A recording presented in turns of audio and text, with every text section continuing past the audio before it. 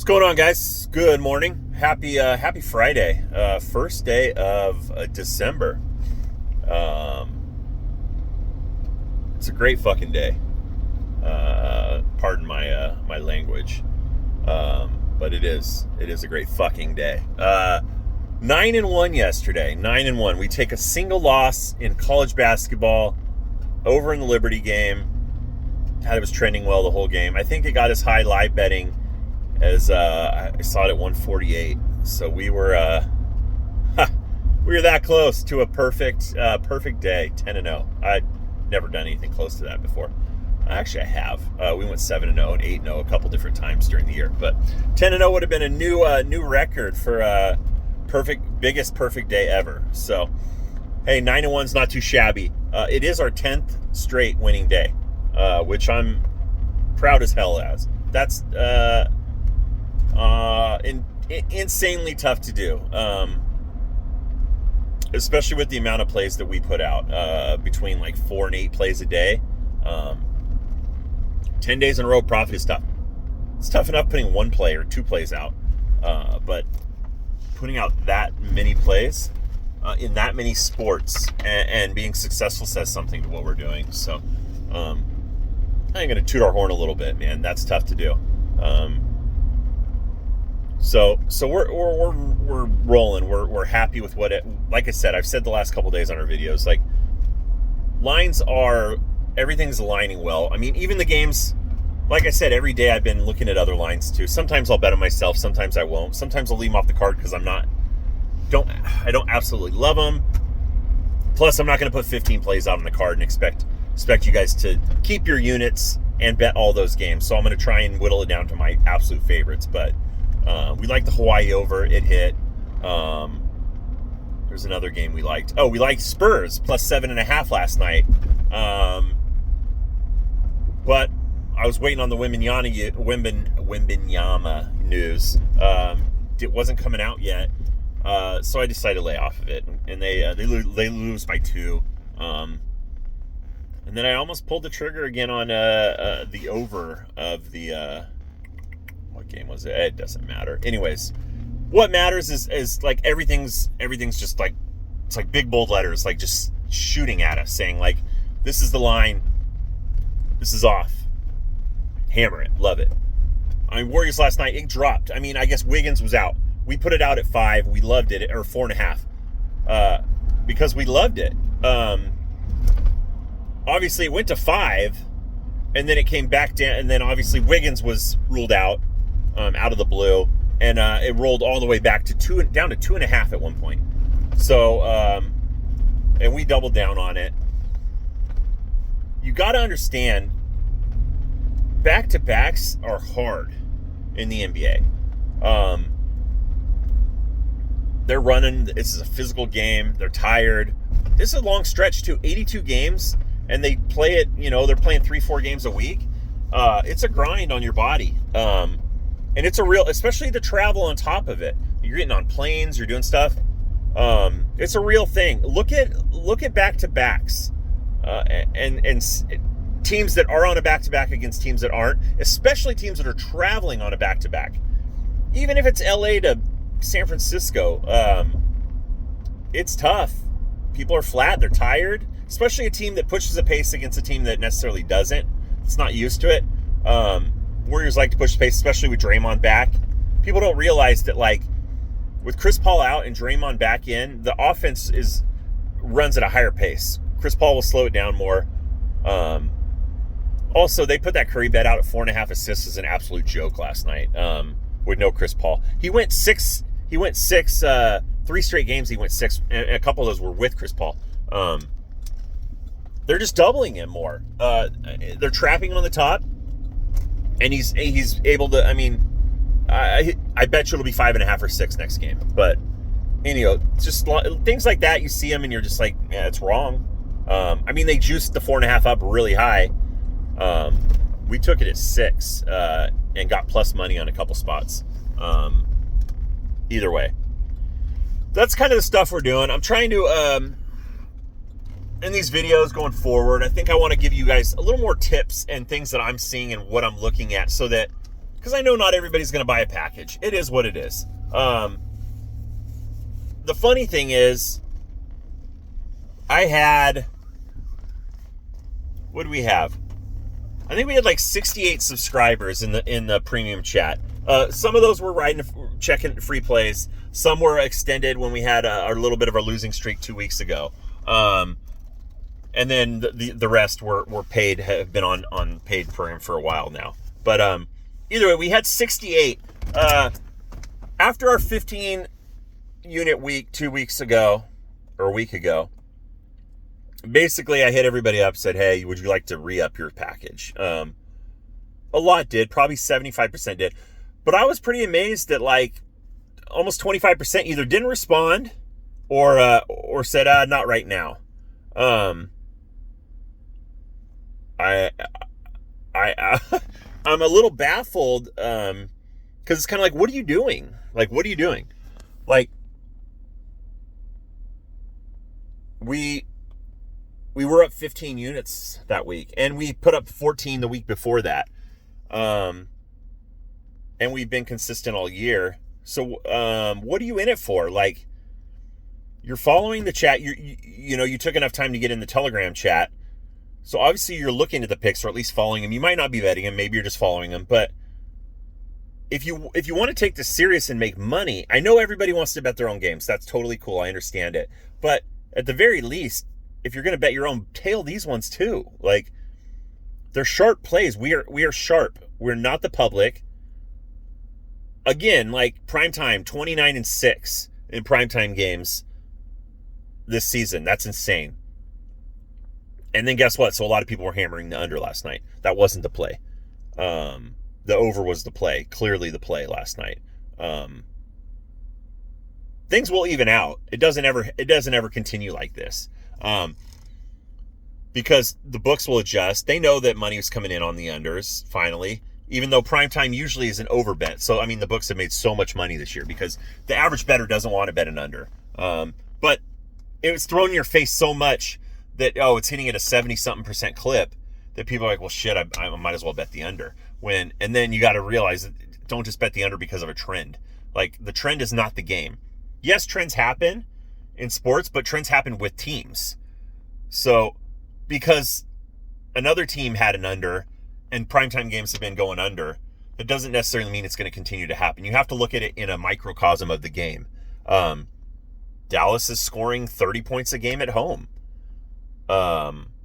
Seattle has a pretty good offense. It's played indoors. Dallas's defense is decent, but they give up. They still give it up.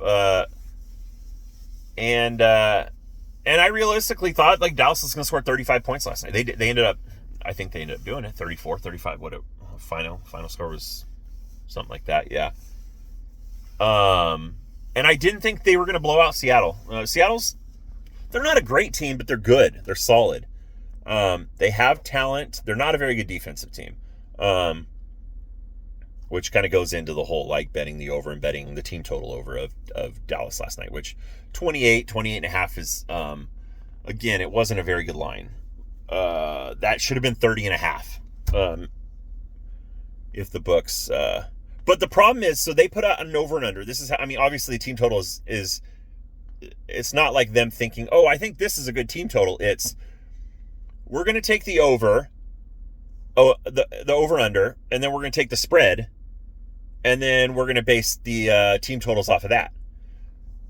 So, I mean, it's already set in stone what it's going to be. Not thinking, well, so, I mean, if you think the game's going over, then it's going to adjust the team totals. So, I mean, they kind of correlate with each other, but I didn't think there was any chance that I was pretty confident on Dallas's team totals going over. I gave it out as a free play on Instagram and on the Telegram chat and on TikTok. But there was a small chance that I thought maybe Seattle couldn't get to 20. But I mean, even they could have scored 17 and Dallas could have scored 31 and we still get there. So I didn't think there was a chance we'd lose both those bets. So either way, we sweep. We hit our teaser 2 in the NFL, so we sweep NFL 3-0. Basketball, we hit the Warriors. As I talked about earlier, we hit the first half OKC. College basketball, we go 2-1. And then we hit our 3-team teaser prop pretty easily. Again, Geno Smith's passing prop was set at 230. That's right around his average for the year. It's a 9-point spread. You know they're going to be behind. They're going to be throwing the ball. The run defense, their best running backs out, Kenneth Walker. Dallas is really good against the run, but not the greatest against the pass. It was a perfect situation for, he throws for 300 yards.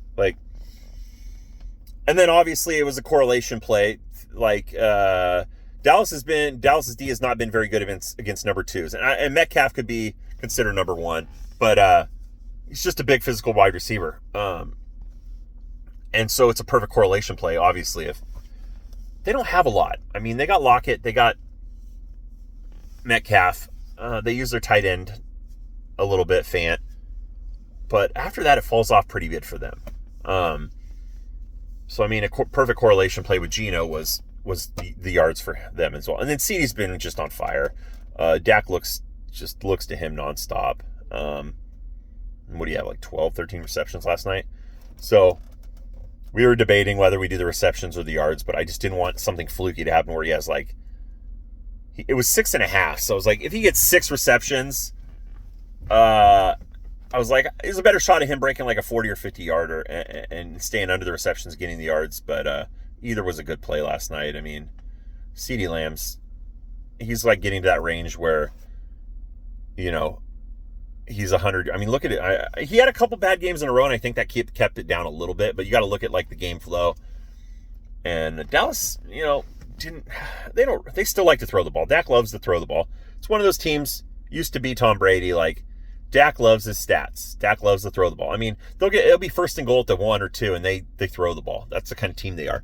I don't know if it's Dak convinces them to. Dak wants to pad the stats. It's just one of those things. Tom Brady used to do it all the time too. They're good. So, it works out a lot, but it sometimes blows my mind. It's first and goal at the 2. Run the ball 3 times, 4 times. What are the chances that you're not going to score? But hey, I'm not a coach, so it is what it is, so I'll use it to my advantage. Other than that, what else can I... So I'm going to try and break down... I kind of broke down a couple different plays today, but that's my goal during these videos. I know this is a long-winded video, but I think it's important to kind of talk about everything we're doing here, everything we've done in the past, and how it works. So, my goal during each of these videos, I'll give you a recap and tell you what's going on for the next day, but also I want to kind of break down a game so you can kind of see where we're coming from with this stuff. So, because I know you guys are still betting your own games. I'm not stupid. I have a few people that literally just bet my games. I also have an investment group. Currently, we're not taking any more, but I have 12 guys that invested. I bet the games for them. And then they're in a chat, and I send them the picks every day that we played, and then they're on a per unit bet depending on how much they invested, and then at end of each week we pay them out, and I take a 15% cut for that, and they've done really well this year. But so those are guys who are I don't trust myself betting. Here's my money, you invest it, you bet it, and it's worked out really well. And it's kind of fun, and it's great for them, because they basically get a little paycheck every week. So, and a lot of guys have rolled it, and they're up to 20, 30, 40, 50 units, dollars a unit. So, they're making good money. So, but otherwise, discipline wise, you're going to bet your own games. I know this. And I think that's part of the reason I don't retain all my clients when I have monster weeks, is because you are betting your own games too, or you're throwing them into parlays. How sick would it be if I go 9-1 and you said, I lost last night, I put in a 10-team parlay? Well, it'd been awesome to hit a 300 to 1, but it's not realistic. If you want to do parlays, batch them together in 2 or 3 teamers. At least you're hedging, and you can still make some decent money, but long term, it's not the way to go. I throw parlays in here and there. I do parlay my slate every day for 0.1 unit or something small, just because on those random days you blast, you want to get paid. But anywhere near my normal unit stuff. It's just kind of the fun. If I put a 6 or 7 team slate out, yeah, I bet every game 1 unit or 2 units, whatever I do. And I'll throw like a 1/10 of a unit or 2/10 of a unit on the parlay to win 4, 5, 6 units potentially. But if you want to do money management correctly, try and lay off parlays. So, anyways, on that, got a great slate tonight. Couple conference championships, college football game. We got to play on that. Nice slate of college basketball again. Nice NBA slate and NHL. So we should have a good slate again tonight. Looking to make it 11 games in a row. I'm going to break down one game here for you that we haven't touched. It was the Pine Bluff against Oklahoma game. Kind of a weird one. Big spread. High over under. 156.5. Moved up to like 157.5. If you guys want just a little bit of research, KenPom. Go to KenPom for college basketball, KenPom. They break down statistical analysis for a lot of different things. Pace of play, efficiency, defensive efficiency. I mean, just an array of different stats, and they rank it for each team. And then they rank overall how the team is too. So you can go like KenPom rankings if you want to just do simple stuff like, oh, this team's ranked higher than this. This is the spread. Like for just basic handicapping, it's better than just spitballing it and trying to do it yourself. But these were two super up-paced teams. And you know Oklahoma's very talented. They're going to score against a team that loves to push the pace. Has scored in the 80s and 90s and 100 this game. So it was a good situation. A team that's going to push the pace, can score, can shoot the three a lot. Against a team, Oklahoma, that's been scoring in the 80s all year. You know, with this kind of game against a weaker opponent, they're probably going to get to the 90s. So, breakdown pace. Pace is huge in college basketball. They're not going to shoot as well or as consistently as NBA. So, the amount of shots they get up and the pace that they play at is important in college basketball, whether for over-unders. And that's kind of my specialty, if you haven't noticed, is over-unders. I think they're easier to predict than spreads sometimes, for the simple fact that you have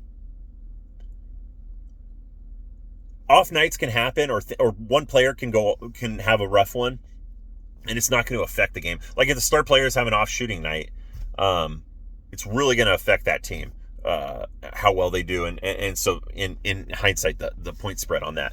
But you look at like a team.